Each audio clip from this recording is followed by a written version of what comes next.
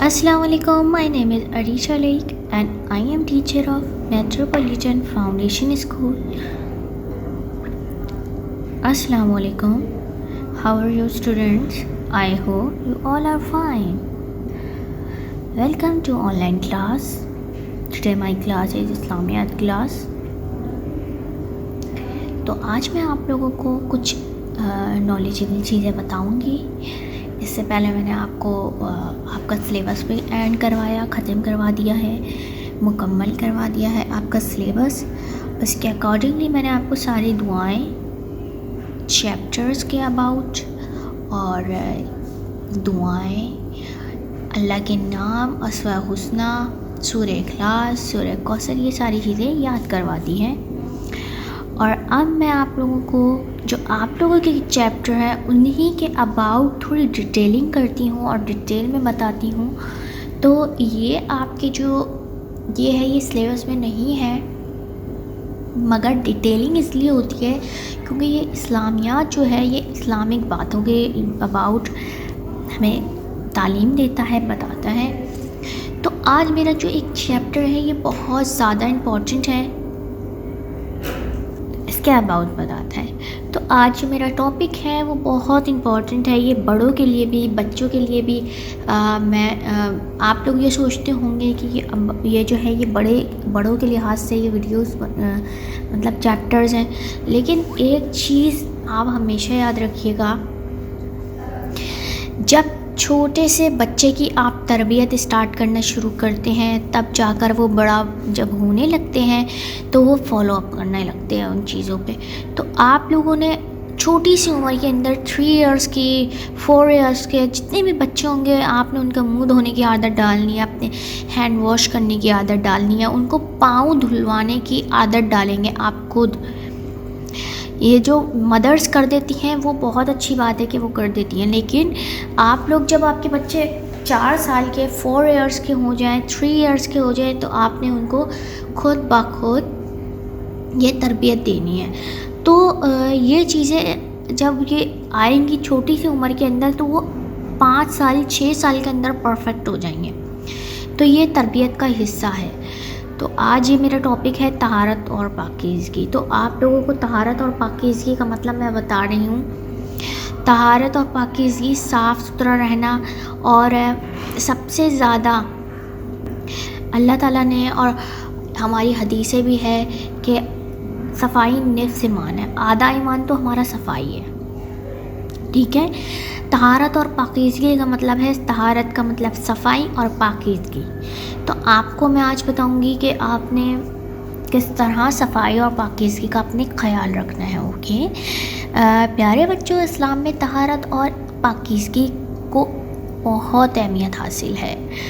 तहारत के मायने सफाई और पाकीज़गी के हैं। कुरान मजीद में इरशाद है, बेशक अल्लाह ताला तौबा करने वालों और पाक साफ़ रहने वालों से मोहब्बत, अल्लाह ताला जो मोहब्बत करता है वो तो अल्लाह ताला 70 माओं से ज़्यादा अपने बंदे से मोहब्बत करता है, बेशक इसमें कोई शक नहीं है। मगर आप लोगों को एक चीज़ और भी पता है होनी चाहिए कि जब आप लोग साफ़ सुथरे रहते हैं तो अल्लाह ताला आपसे बेइंतहा मोहब्बत करता है। अल्लाह ताला को सफाई इस कदर पसंद है कि अल्लाह ताला ने नमाज से पहले सफाई और पाकीज़गी के हुसूल के लिए वज़ू को ज़रूरी करार दिया है। जब हम नमाज़ पढ़ने जाते हैं तो नमाज़ पढ़ने से पहले अल्लाह ताला ने ये हुक्म दिया है, हुक्म फरमाया है कि वज़ू इम्पॉर्टेंट है, वज़ू आप ज़रूर करें। तो ये हमारे एक पाकीज़गी का हुसूल है कि जब हम नमाज़ पढ़ते हैं तो सबसे पहले हम लोग वज़ू करते हैं। वज़ू करने के बाद हम लोग नमाज स्टार्ट करते हैं अपनी। हुजूर पाक सल्लल्लाहु अलैहि वसल्लम को सफाई बहुत पसंद थी, उनको बहुत पसंद थी। हुजूर पाक सल्लल्लाहु अलैहि वसल्लम, ये मुझे आप बताएंगे कि कौन थे? ये हमारे आखिरी रसूल अल्लाह ताला के महबूब हज़रत मोहम्मद सल्लल्लाहु अलैहि वसल्लम हैं, जिनसे अल्लाह ताला बहुत मोहब्बत करते हैं। بہت محبت کرتے ہیں، کرتے رہیں گے۔ اور آپ صلی اللہ علیہ وآلہ وسلم ہمیشہ صاف ستھرے اور باوضو رہتے تھے۔ آپ صلی اللہ علیہ وآلہ وسلم نے ارشاد فرمایا، صفائی نصف ایمان ہے۔ ہمارے پیارے نبی جو تعلیمات دیتے ہیں ہم ان پہ عمل کرتے ہیں، عمل کرنے کی کوشش کرتے ہیں، عمل کرنے کی ہم بہت کوشش کرتے ہیں، اور اللہ تعالیٰ ہمیں کوشش میں کامیاب بھی ضرور کرے۔ لیکن ایک بات ہے یہ کہ ہمارے پیارے نبی باوضو رہتے تھے۔ آپ جو ہے آپ لوگ بھی اپنے مدر فادر سے پوچھیے گا وضو کس طرح کرتے ہیں۔ اس سے پہلے میں نے ویڈیوز آپ کو بنا کے دکھائی تھی، تو آپ لوگوں نے بتایا تھا کہ ویڈیوز کے اندر کہ آپ نے وضو کیسے کرنا ہے۔ ہمیں چاہیے کہ ہم اپنے جسم کو صاف ستھرا رکھیں، روزانہ صبح اٹھ کر ہاتھ منہ دھوئیں، دانت صاف کریں، روزانہ نہائیں، اپنے ناخن بڑھنے نہ دیں، کپڑوں کو صاف ستھرا رکھنے کی اتنی زیادہ اہمیت ہے کہ قرآن پاک میں اللہ تعالیٰ نے حضرت محمد صلی اللہ علیہ وآلہ وسلم کو اپنے کپڑے پاک صاف رکھنے کا حکم دیا۔ ہمیں بھی چاہیے کہ ہم صاف ستھرے کپڑے پہنیں اور اپنے جسم اور کپڑوں کو ہمیشہ صاف ستھرا اور پاک صاف رکھیں۔ صفائی کے چند فائدے درج ذیل ہیں۔ آپ لوگوں کو صفائی کے لیے کچھ میں آپ لوگوں کو بتاؤں گی اور بھی کہ صاف ستھرے شخص کو اللہ تعالیٰ اور اس کے رسول صلی اللہ علیہ وآلہ وسلم پسند کرتے ہیں۔ صفائی سے انسان تندرست رہتا ہے۔ صاف ستھرا انسان ہمیشہ چاق و چوبند رہتا ہے۔ صاف ستھرا انسان کو ہر کوئی پسند کرتا ہے۔ جب آپ صاف ستھرے رہیں گے، پاک صاف رہیں گے اور اپنے کپڑے صاف ہوں گے، خوشبو آ رہی ہوگی آپ کے اندر سے، تو آپ سے ہر کوئی ملنے کی کوشش کرے گا، ملے گا اور خوشی سے ملے گا۔ جب آپ کے کپڑے گندے ہوں گے، جب آپ کے اندر سے اسمیل آ رہی ہوگی، نہیں نہائیں گے آپ، تو پھر آپ تیت میں سے برش نہیں کریں گے اور آپ کی اسمیل آ رہی ہوگی، ہینڈس کے اندر سے، فیس میں سے اسمیل آئے گی، تو آپ سے کوئی بھی پیار نہیں کرے گا۔ اور وہ صفائی جب آپ رکھیں گے تو یہ بہتر چیز ہے کہ آپ صاف ستھرے رہیں گے تو آپ سے ہر کوئی محبت کرے گا، پسند کرے گا۔ صاف ستھرے رہنے والا انسان کو سوچ اور خیالات بھی پاکیزہ ہو جاتی ہیں۔ صاف ستھرے رہنے شخص جو رہتا ہے ان کی جو سوچ ہے، ان کا جو سوچنے کا طریقہ ہے وہ بھی اچھی چیزوں میں کنورٹ ہوتا ہے، یہ برائی سے وہ دور رہتا ہے۔ صاف ستھرے رہنے سے یہ فائدہ ہوتا ہے۔ طہارت اور پاکیزگی کے اوپر میں نے آپ کو یہ چیپٹر کے اوپر میں نے آپ کو یہ پوری چیزیں بتا دی ہیں کہ آپ لوگوں نے صاف ستھرے رہنا ہے۔ اور خاص طور پر فرائیڈے کے دن، جمعے والے دن، آپ لوگوں نے چھوٹے بچوں کو نماز ویسے نہیں پڑھتے ہیں 3 سال کی عمر میں، پلے گروپ کے بچے، جمعے کا دن آئے گا، آپ نے جمعے والے دن نہانا ہے، مما سے صبح بولنا ہے، بریک فاسٹ کرنے کے بعد، اب بھائی آپ کے ہالیڈیز چل رہی ہیں کہ ہمیں آپ بات دلائیں۔ جب آپ شاور لے لیں گے، شاور لینے کے بعد اپنے کپڑے اچھے صاف ستھرے پہنیں گے اور باہر کھیلنے کے لیے جائیں یا کہیں پہ بھی بیٹھ رہے ہوں تو یہ نہیں کہ ہم نے کپڑے گندے کر دیے۔ جب آپ کا ظہر کا ٹائم ہوگا تو آپ نماز پڑھنے اپنے فادر کے ساتھ اور لڑکیاں اپنی مدر کے ساتھ نماز ادا کریں گی، ٹھیک ہے؟ تو فرائیڈے کے دن آپ لوگ کوشش کیا کریں، وضو بھی خود کیا کریں۔ وضو کرنے کا طریقہ، جا نماز آپ کی چھوٹی چھوٹی پیاری پیاری سی جا نمازیں ہوں گی، تو اس کے اباؤٹ بھی اس کو بھی آپ نے یوز کرنا ہے، چھوٹی چھوٹی جا نمازوں کو، اور ایک تسبیح لینی ہے اور اس کو بھی پڑھنا ہے، اور اس کے بعد آپ جو دعا مانگیں گے انشاءاللہ وہ دعا قبول ہوگی، ٹھیک ہے؟ تو آپ لوگوں نے مما سے فرائیڈے والے دن ضرور کرنا ہے، اور جو کرے گا اس کو جو ہے اس سے میں پوچھوں گی بھی، اور اس کو پھر ایک میں گفٹ بھی دوں گی اپنی طرف سے، اوکے؟ اب میرا ایک اور چیپٹر ہے جس کا نام ہے اللہ کا گھر ہے۔ یہ بھی میں آپ لوگوں کو پڑھا چکی ہوں، لیکن اس کی ڈیٹیلنگ نہیں کری تھی، ڈیٹیل میں اب آپ کو بتاؤں گی۔ اور اس طرح کی جو چیزیں ہوتی ہیں یہ نالجیبل چیزیں ہوتی ہیں اور یہ چیزیں آپ کے نالج کے اندر اضافہ کرتی ہیں. ہم روز دعا پڑھتے ہیں، علم اضافے کی دعا، ربی زدنی علما، ربی زدنی علما، ربی زدنی علما. لیکن آپ یہ نہیں سوچتے کہ ہم وہ دعا پڑھ کیوں رہے ہیں. آپ لوگ اگر یہ دعا پڑھ رہے ہیں تو آپ لوگوں کے کوئی بھی ہو، بچہ ہو، بڑا ہو، آپ کو نالج کوئی دے رہا ہو تو آپ نے اس کو پک کرنا ہے. یہ نہیں کہ وہ چھوٹا ہے تو آپ نے اس کی بات کو ریفیوز کر دیا. کبھی کبھی بچے بھی آپ کو عقل دے دیتے ہیں جو بہت زیادہ امپورٹنٹ ہوتی ہے. تو ہم آ جاتے ہیں اپنے ٹاپک پہ. اللہ کا گھر، یہ گھر کھانے کا ہے، ٹھیک ہے. آپ نے ٹی وی کے اندر آپ نے دیکھا ہوگا، اور کچھ لوگ آپ کے خاندان میں سے مدر فادر کوئی بھی ہو، دادا دادی نانا نانی حج پہ گئے ہوں گے تو انہوں نے آپ کو بتایا ہوگا یہ کون سی جگہ ہے، ٹھیک ہے. پیارے بچوں، مسجد اللہ کا گھر ہے. یہاں مسلمان عبادت کرتے ہیں.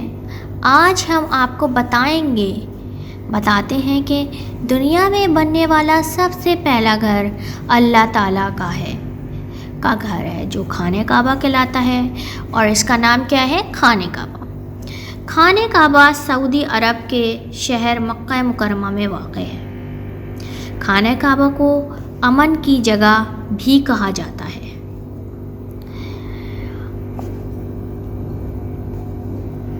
کیونکہ یہاں آپس میں لڑائی کرنا منع ہے. اس کے علاوہ اسے بیت اللہ بھی کہتے ہیں کیونکہ وہ اللہ تعالیٰ کے گھر ہے. ہم اس کو جتنی عزت دیں گے اللہ تعالیٰ ہمیں اتنی ہی عزت سے نوازے گا. ہم نے اس کی قدر کرنی ہے.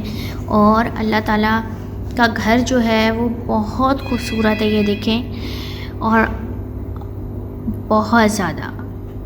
اسے سب سے پہلے اللہ تعالیٰ کے حکم سے حضرت آدم نے تعمیر کیا تھا. بعد میں وقت گزرنے کے ساتھ ساتھ خاص طور پر حضرت نوح علیہ السلام کے زمانے میں جو زبردست طوفان آیا تھا اس کی وجہ سے خانہ کعبہ کی دیواروں کو بہت نقصان پہنچا تھا. پھر اللہ تعالیٰ کے حکم سے حضرت ابراہیم اور حضرت اسماعیل علیہ السلام نے اسے دوبارہ تعمیر کرا. بعد کے زمانے تو اب آگے ہم پڑھتے ہیں. اس سے پہلے میں اس کے اباؤٹ تھوڑا سا آپ کو گائیڈ کر دوں.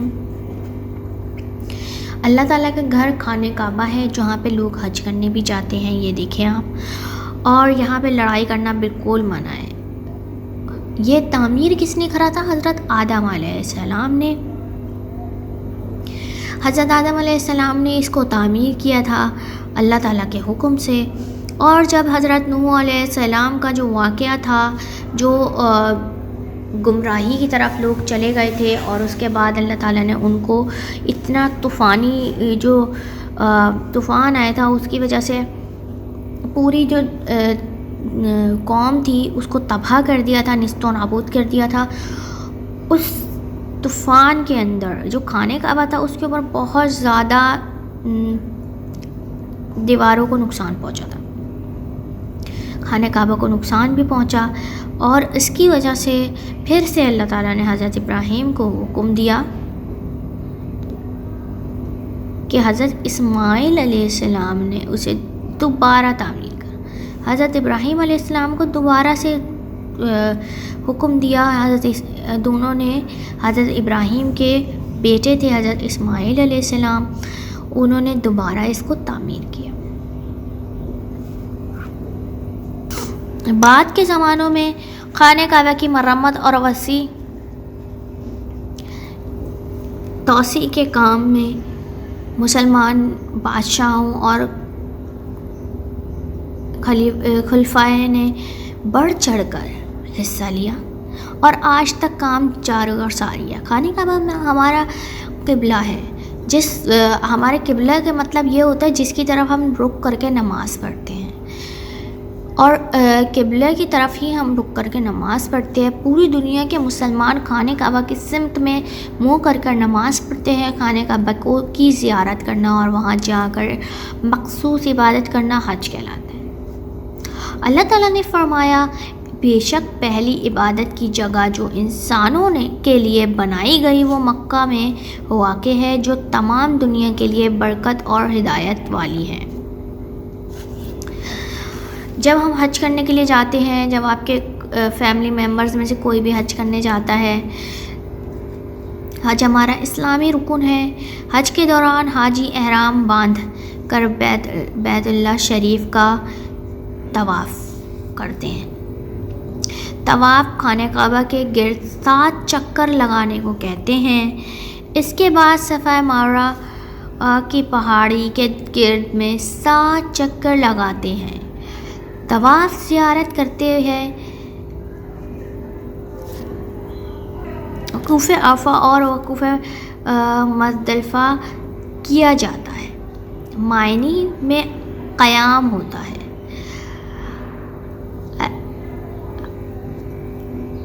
حلق سر کے بال اتاروانا اور قربانی کی جاتی ہے، کنکریاں ماری جاتی ہیں۔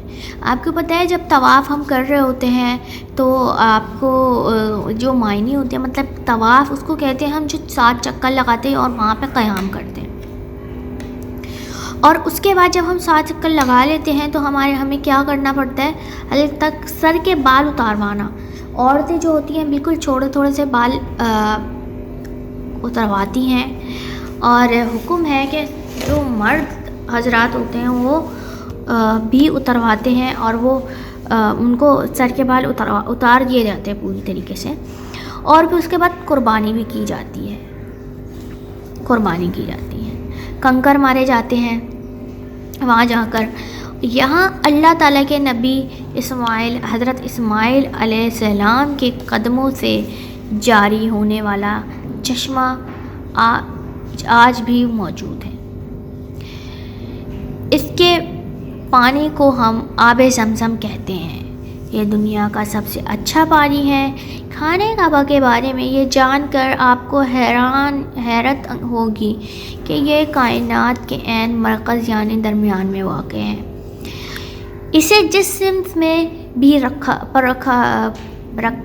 پرکھا جائے مرکز ہی میں واقع ہوگا۔ آپ کو پرکھنا مطلب اس سے کہتے ہیں جانچا جائے، کسی چیز کو بہت زیادہ تصدیق کی جائے، اس کے باوجود وہ آپ کو کہاں ملے گا؟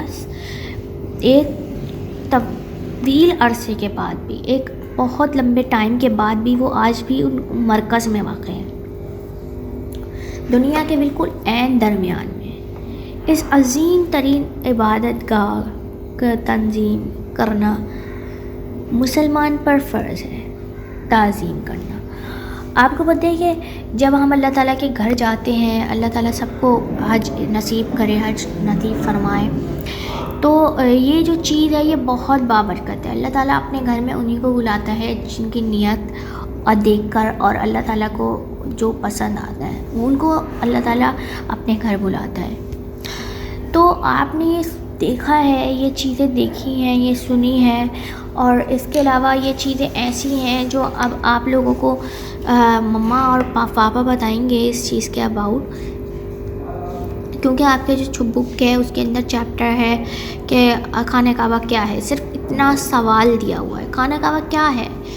آپ کو میں نے ڈیٹیلنگ اسی لیے بتا دی کہ آپ کو پتہ چل جائے خانہ کعبہ کیا ہے۔ اس کی ڈیٹیلنگ اسی لیے ہوتی ہے کچھ چیزوں کی کہ آپ کو پتہ چل جائے، اور یہ بہت امپورٹنٹ چیزیں ہوتی ہیں جو آپ چھوٹے سے بچے کو بھی آپ بتائیں گے خانہ کعبہ کیا ہے، اس کو نہیں پتہ ہوگا، لیکن آپ جب یہ اسٹوری بتائیں گے نا بچوں کو تو اسٹوری ہمیشہ بچوں کو یاد رہتی ہے۔ چائلڈہڈ کے اندر آپ کچھ بھی اسٹوری سناتے ہیں ان کو یاد رہتی ہیں لائف ٹائم کہ ہماری نانی نے یہ سنائی تھی، دادی نے یہ سنائی تھی، کیونکہ وہ اسٹوری جو ہے وہ فیسینیٹ ہو کر انٹرسٹ لے کر سن رہے ہوتے ہیں۔ تو اسی طرح آپ لوگوں نے ان چیپٹرز کی اسٹوری آپ نے بچوں کو بتانی ہے اور سنانی ہے۔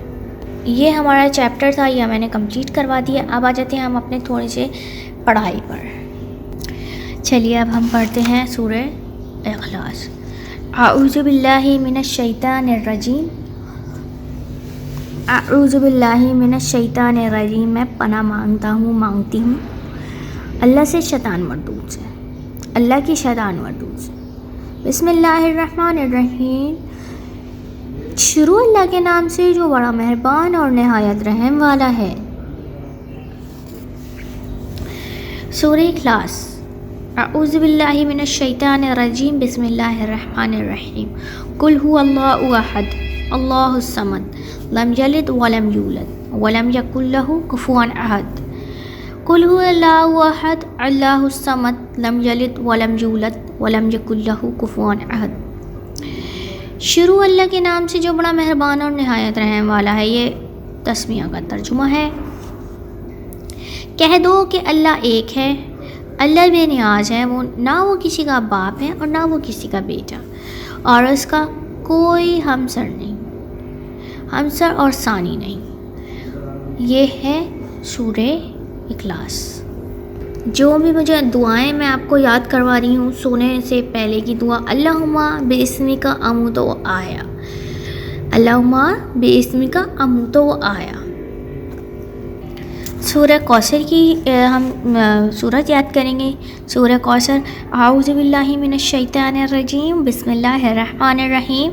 انا اعطیناک الکوثر فصلی لربک وانحر ان شانئک هو الابتر۔ اے نبی، ہم نے آپ کو کوثر عطا کی اور بس آپ اپنے رب کی نماز پڑھیں اور قربانی کریں، بے شک آپ کا دشمن بے نام و نشان رہے گا۔ آپ کو یہ جو ترجمہ ہے، اس کے اباؤٹ میں نے نہیں پڑھایا ہے، میں نے جو بھی آپ کو ترجمہ بتایا ہے تو ورڈنگ جو ہے چینج ہو جاتی ہے، تو آپ کو لیے تھوڑا سا مشکل ہو جاتا ہے، تو میں اپنی ورڈنگ کے اندر جو میں نے آپ کو پریویس ویڈیوز کے اندر بتایا ہے، میں اسی کو لے کے چل رہی ہوں، ٹھیک ہے؟ اوکے، پہلا کلمہ طیب۔ طیب معنی پاک، لا الہ الا اللہ محمد الرسول اللہ، لا الہ الا اللہ محمد الرسول اللہ، اللہ کے سوا کوئی عبادت کے لائق نہیں، حضرت محمد مصطفیٰ صلی اللہ علیہ وآلہ وسلم اللہ کے رسول ہیں۔ اب ہمارا آ جاتا ہے دوسرا کلمہ شہادت۔ شہادت معنی گواہی، اشہد ان لا الہ الا اللہ وحدہ لا شریک لہ واشہد ان محمد عبدہ ورسولہ، اشہد ان لا الہ الا اللہ وحدہ لا شریک لہ واشہد ان محمد عبدہ ورسولہ۔ میں گواہی دیتی ہوں کہ اللہ کے سوا کوئی عبادت کے لائق نہیں، وہ اکیلا ہے، اس کا کوئی شریک نہیں، اور میں گواہی دیتی ہوں کہ حضرت محمد مصطفیٰ صلی اللہ علیہ وآلہ وسلم اللہ کے بندے اور رسول ہیں۔ یہ ہماری جو ہے صورت ہو گئی ہے اور ہم نے کلمے بھی پڑھ لیے ہیں، ٹھیک ہے؟ تو آپ لوگوں نے بھی مجھے اسی طرح ویڈیو بنا کر سینڈ کرنی ہے، اور آپ لوگوں نے چیپٹرز کو بھی ریڈ کروانا ہے دوبارہ سے کوشچن کر کے، اوکے؟ اور جب تک کے لیے اپنا بہت سارا خیال رکھیے گا اور دعاؤں میں ضرور یاد رکھیے گا۔ اللہ حافظ۔